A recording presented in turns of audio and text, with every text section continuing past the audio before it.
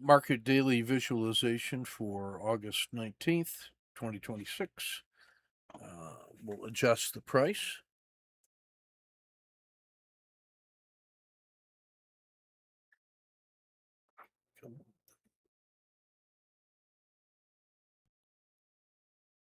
Here we go. The 1-day range, the low day, the high of the day.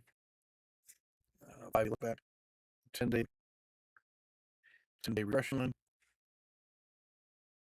30-day lag, recent line lagged by a day.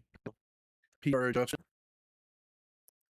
SA30 remains constant. Slow RLC remains constant. Slope of the to adjust up just a little bit.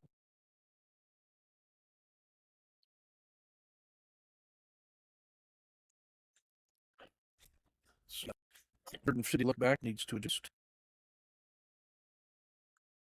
120-day recline.